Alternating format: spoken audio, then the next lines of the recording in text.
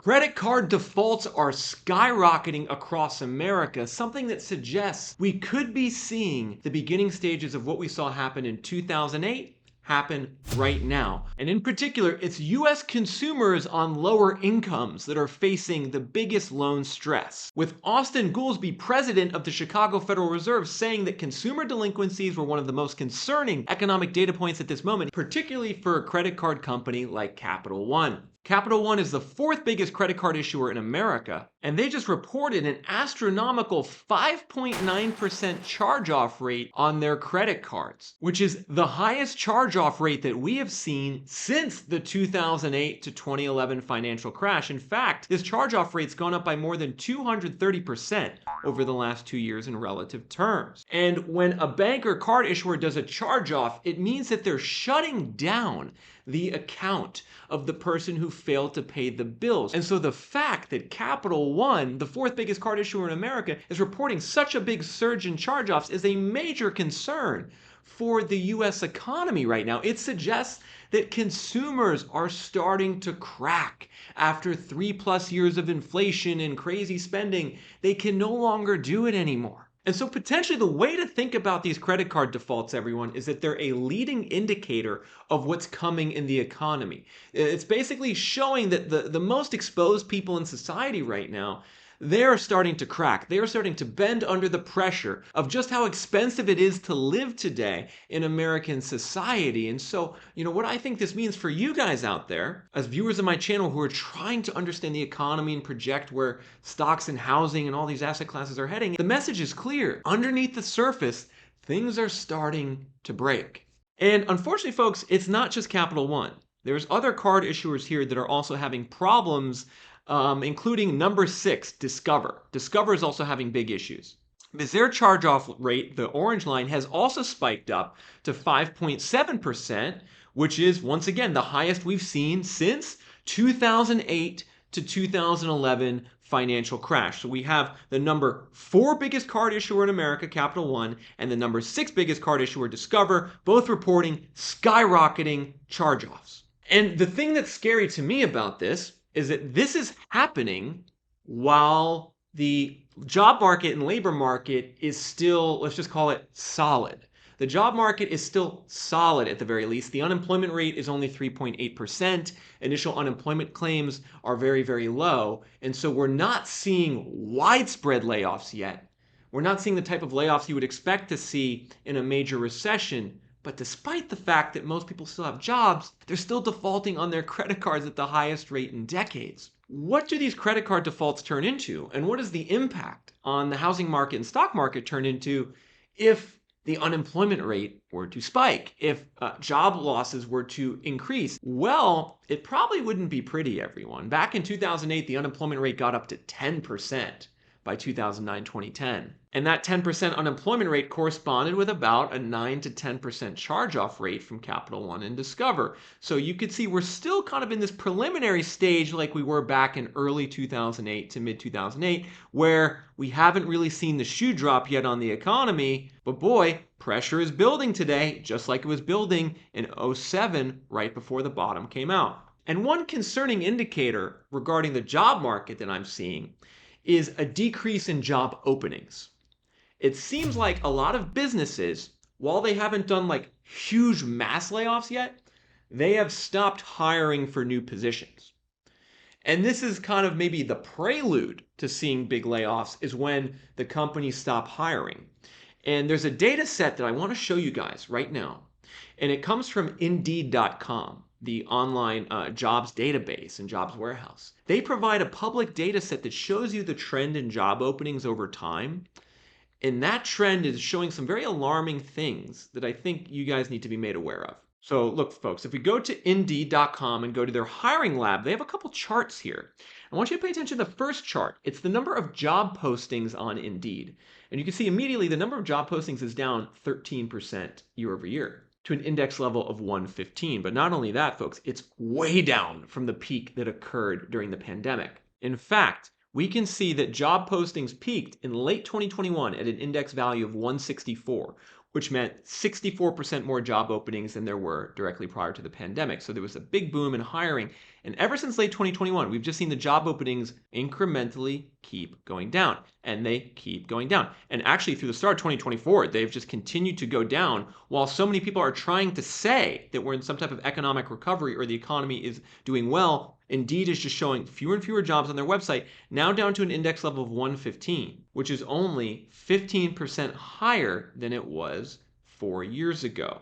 So you can see we're still higher than pre-pandemic on job openings, but maybe not for long. And the reason I like that Indeed data set is because it's from a private company, right? The private company that's making their data available to the public. And if you actually go on Indeed and look at the different jobs on there, I used to think Indeed was just like tech jobs and stuff like that. It's not. It's actually like all types of jobs. It's dental assistants, package handlers at FedEx, warehouse order selectors at Cisco, admissions officers at a college, customer service representatives, office assistants, babysitters, content moderators for social media, office managers, delivery drivers, receptionists, science teachers, electrical apprentices. So Indeed actually has a pretty wide swath of the job market covered on their website and their job listings.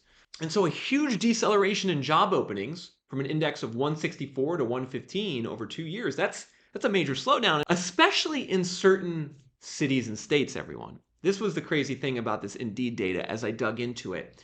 It wasn't equal all across America. Rather, certain states and cities are seeing a much faster decline in job openings, which to me suggests that these cities and states are much closer to seeing a big increase in layoffs and a big increase in unemployment. For instance, if we go back to this Indeed job postings index, we can actually look at different states. And you can see here I have selected California.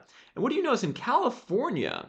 The job openings peaked around the same time in late 2021, and they have since crashed down to an index level of 97.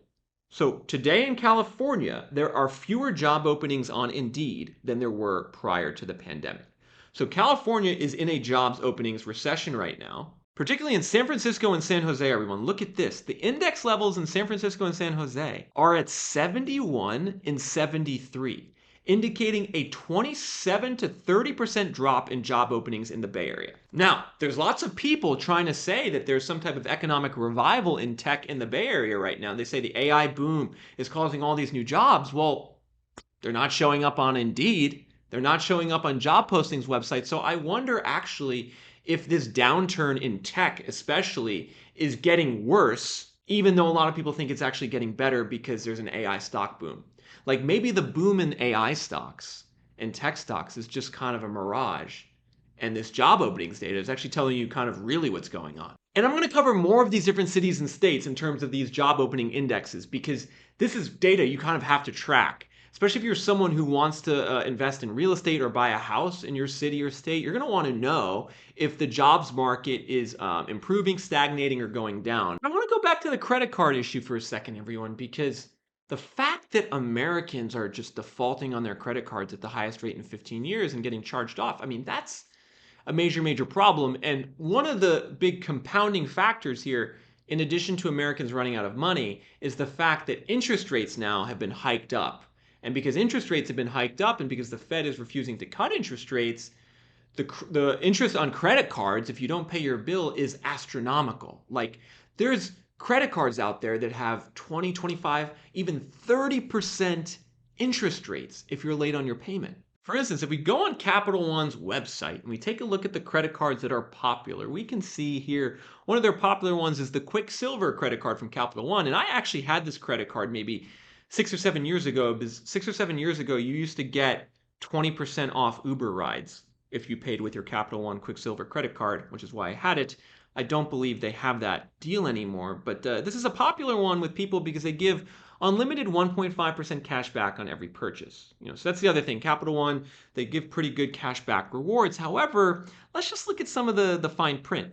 If we look at some of the fine print here, we can see they offer a 0% introductory APR for the first 15 months that your account is open, meaning that you don't pay interest for the first 15 months if you have a rolling balance. However, after that, your APR will be 20%, 26%, or 30% based on your credit worthiness. And so this is where the credit card companies really, in my opinion, kind of trap people sometimes, is because they dangle the 0% APR for the first 12 months or 15 months or 18 months as a way to get people to open a card with them.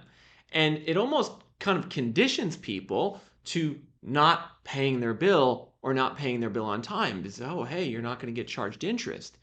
And my fear is that a lot of these credit card companies are they're doing that under the surface. I get why they're doing that. They want to attract new business, upfront discount to attract new business, but it's creating this environment where I think a lot of Americans are kind of not thinking about how much they're putting on their credit card, and then all of a sudden the interest cost kicks in, and then they get absolutely walloped.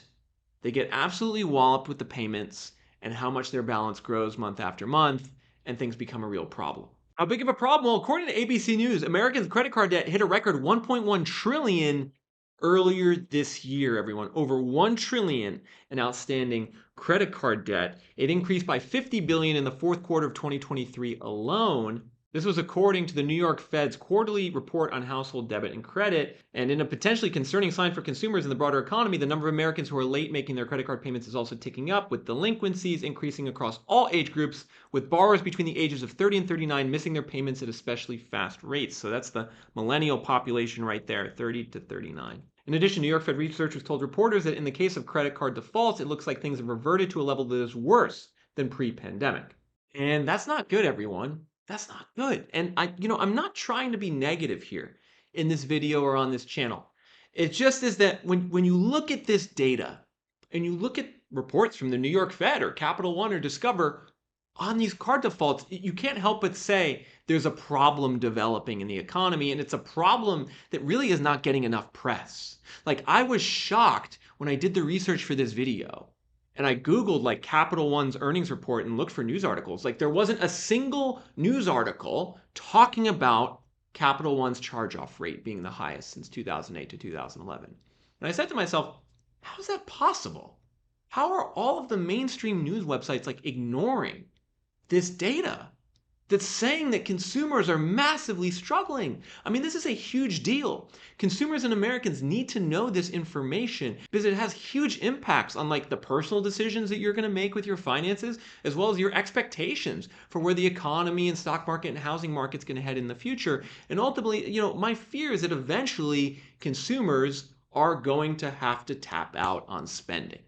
Like, that's what I think this is all going to lead up to, is eventually consumers are going to have to cut back. Maybe on like their own choice and volition, they'll cut back because they can't take the debt, or maybe their card's going to get shut off and their credit's going to crash and they're not going to have a choice but to spend less. And if that happens, everyone, the economy will be on very unstable footing because 68% of the US economy is comprised of consumer spending. Yeah, so almost 70% of GDP is consumer spending. And so if we see consumer spending start to flatline and tip down, it will be a big problem for all the businesses and corporations in America, which will then turn into a big problem for households because there'll be layoffs, which will then result in more card defaults, which will then result in less spending, which then causes a traditional recession where the unemployment rate goes up and the GDP contracts and the asset values collapse. But I want to highlight an important distinction here, everyone, is that not all Americans seem to be struggling here in the same way. Particularly, we've talked about it's low to middle income Americans that are getting hit the hardest, which makes sense because low to middle income Americans are most exposed. However, we're seeing higher income Americans weather the storm a bit better. And one way to understand this is by comparing the default rate on credit cards from Discover and Capital One to AMEX. And so we're back to this charge-off rate graph. Again, green is Capital One, orange is Discover. Both are at their highest charge-off rate since 2008. But then the blue here, going back to 2019, is AMEX. And what you can see, AMEX's charge-off rate is only 2.3%, everyone.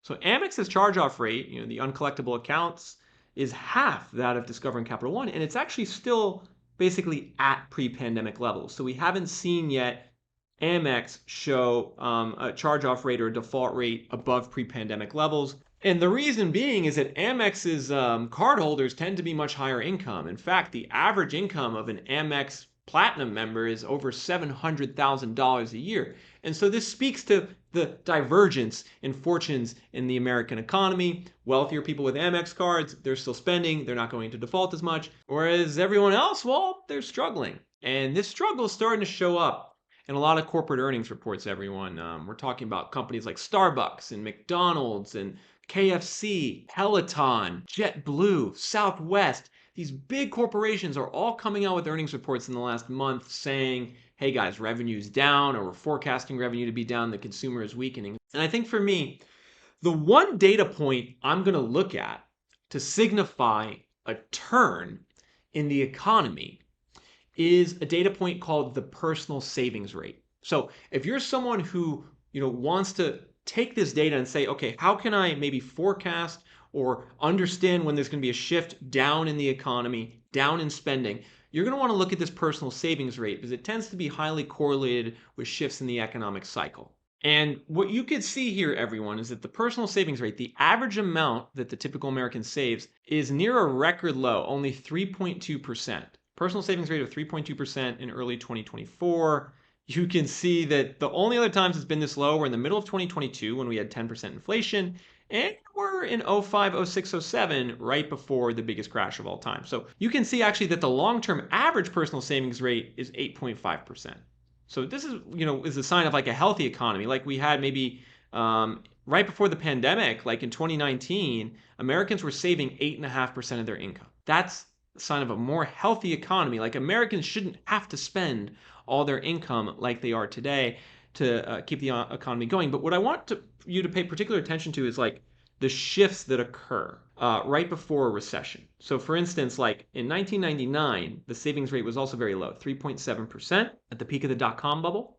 And then it spiked up to around 6.9% and stayed around 6% through that recession when the stock market crashed by 50%. So what will happen actually in a recession is you'll see the savings rate go up because Americans will like cut back their spending. And that's the predominant thing that drives a recession. And that will actually cause the savings rate to go up, which will be a good thing for the long term. But in the end, that's actually a signal of the recession. You can see this also occurred 2007, 2008. In early 2008, the savings rate was 2.4%.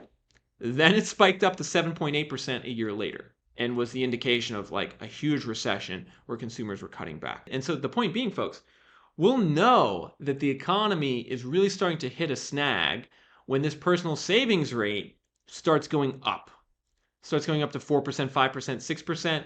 That will be a signal that like we're in the recession. Actually, probably by the time it gets to 6 or 7%, the recession's going to be obvious that it's here. Really, what we're going to want to look for in future quarters is if the savings rate starts ticking up to 3.5%, 4%, maybe 4.5%.